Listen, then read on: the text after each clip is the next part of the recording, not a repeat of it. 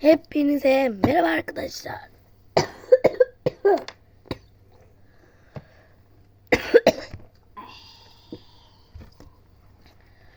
Bugün sizlerle birlikte böyle bir mavi labu açıyoruz.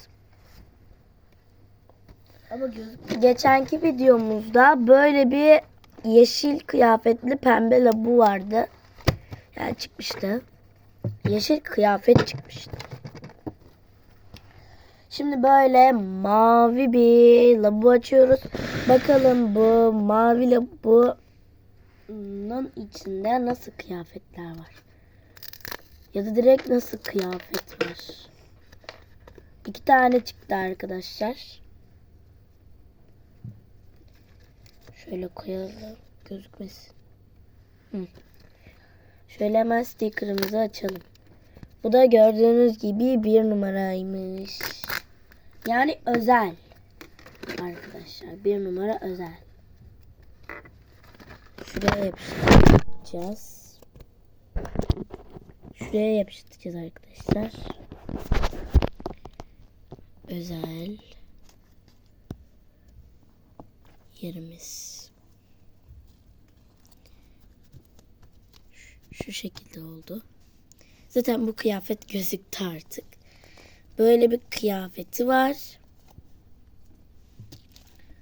Ve şöyle de mavi bir tokası var. Ters tutmuşum.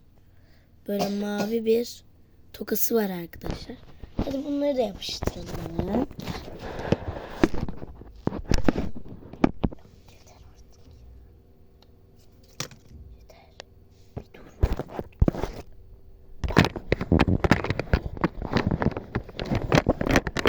Bir dakika arkadaşlar. Şimdi hemen bunları şey yapacağım arkadaşlar.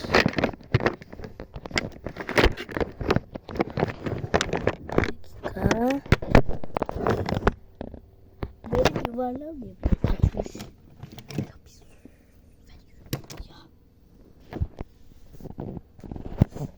Evet arkadaşlar, şimdi hemen 2 dakika açayım.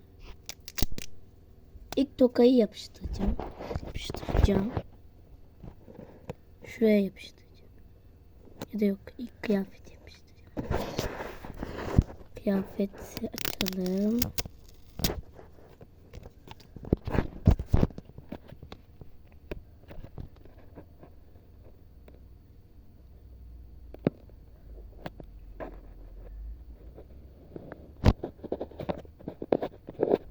Bu şekilde tatlış bir kıyafeti ve tatlı bir tokası var. Bunu da ortaya yapıştıralım.